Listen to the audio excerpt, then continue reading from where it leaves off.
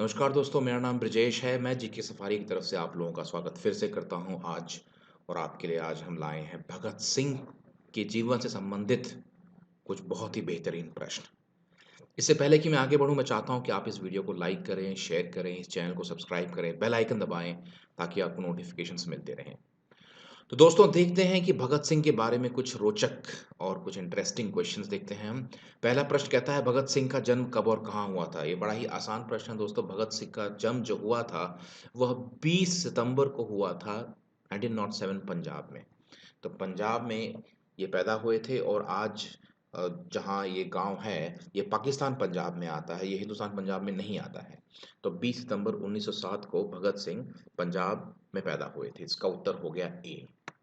दूसरा प्रश्न है, इंकलाब जिंदाबाद का नारा किसने दिया था? दोस्तों, कहना है कि इंकलाब जिंदाबाद का नारा भगत सिंह ने दिया था, लेकिन बहुत सारे लोग कहते हैं कि इंकलाब जिंदाबाद का नारा हजरत मोहानी ने भी दिया था।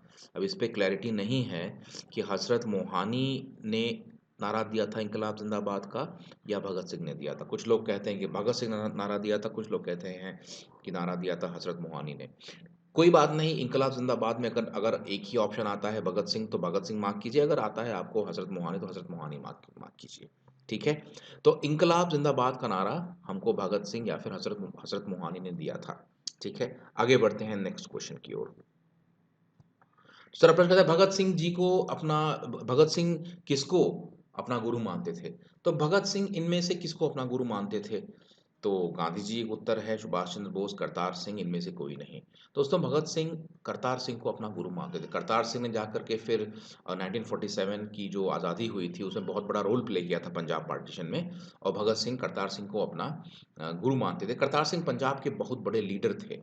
और करतार सिंह और तारा सिंह, आप नाम याद रखिए, तारा सिंह और करतार सिंह, ये दोनों ने बहुत बड़ी भूमिका निभाई थी पार्टीशन पार्टीशन के टाइम। तारा सिंह और करतार सिंह, ठीक है, ये दोनों नाम आपको याद होने चाहिए। ठीक है। और इसमें से करतार सिंह जो थे ये भगत सिंह के गुरु थे, या गुरु उनको मानते थे वो। भगत सिंह को किस मुकदमे के तहत फांसी की सजा दी गई थी? दोस्तों, भगत सिंह को जो फांसी हुई थी वो हुई थी लाहौर षड्यंत्र मुकदमा के तहत।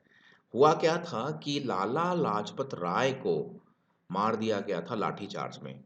आपको पता होगा कि साइमन कमीशन जो आया था उसके उसके खिलाफ जो प्रदर्शन कर रहे थे उन लोगों पर लाठीचार्ज हुआ था, और लाला लाजपत राय उसी लाठीचार्ज में बहुत बुरी तरह से घायल हुए थे। और उसी की वजह से उनकी मृत्यु हो गई थी। तो लाला लाजपत लाजपत राय के जो के की मृत्यु होने के बाद में उस बदले की भावना के लिए भगत सिंह ने प्लान किया था कि जिस अंग्रेजी अफसर ने लाठीचार्ज का निर्देश दिया था उसकी तरफ हम अटैक करेंगे। लेकिन गलती से उन्होंने सॉन्डर्स को मार दिया था। तो सॉन्डर्स की जो मौत हो गई थी वो गलती से हो गई थी। सॉन्डर्स को मारना नहीं चाहते थे, किसी और को मारना चाह रहे थे। और सॉन्डर्स की हत्या जो हुई थी वो लाहौर षड्यंत्र में आता है, और इसी के तहत भगत सिंह को फांसी हुई थी। तो सॉन्डर्स याद रखो, नाम अंग्रेजी नाम है। सॉन्डर्स को भगत सिंह ने मारा था, गलती से मार दिया था, मारने किसी और को गए थे। और वही बना था लाहौर षड्यंत्र मुकदमा, और इसी के तहत भगत सिंह को फांसी हुई थी। ठीक है दोस्तों, तो इसका उत्तर ए हो गया। अगला क्वेश्चन है, भगत सिंह को फांसी कहाँ हुई थी? ये तो बड़ा ही आसान प्रश्न दोस्तों। भगत सिंह को फांसी पंजाब कोई मतलब बहुत बड़ी जगह है, तो पंजाब के अंदर कहाँ हुई थी बहुत ज़रूरी है जानना। तो इनको हुई थी फांसी लाहौर में।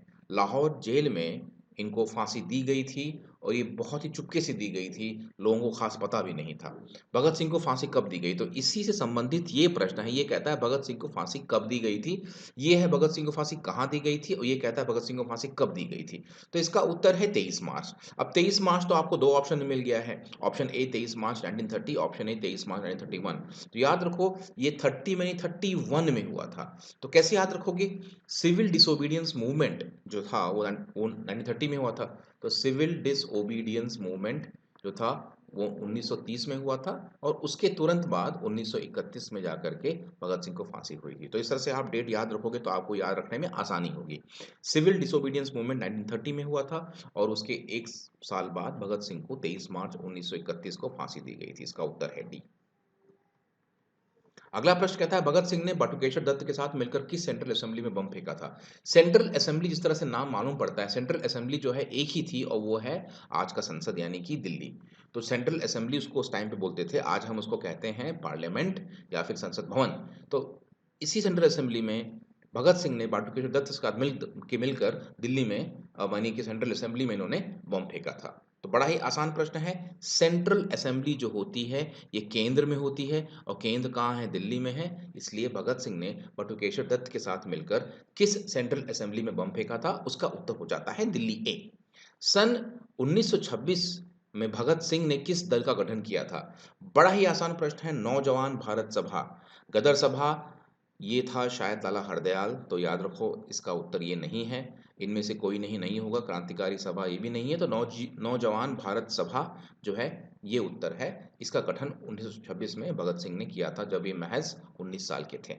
ठीक है, अगला प्रश्न देखते हैं। ये कहता है, मैं नास्तिक हूँ यह किसने लिखा था? यह किसका लेख है? जाहिर सी बात है कि चूंकि हम भगत सिंह के बारे में पढ़ रहे हैं, उनके बारे में क्वेश्चंस ले रहे हैं, तो मैं नास्तिक हूँ किस कौन कौन लिखा होगा? भगत सिंह ने ही लिखा होगा।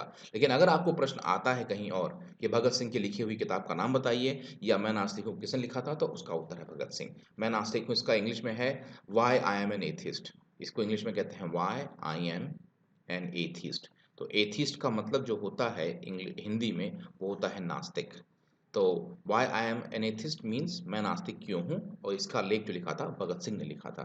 तो ये रहे हमारे 9-10 प्रश्न, और उम्मीद है हमको कि आपको ये प्रश्न अच्छे लगे होंगे। ये सब याद कर लीजिए बिकॉज इसके ऊपर बहुत सारे क्वेश्चंस आते हैं। ठीक है, अगर अच्छा लगा वीडियो सब्सक्राइब कीजिए, शेयर कीजिए, लाइक कीजिए और बेल आइकन दबाना ना भूलिएगा।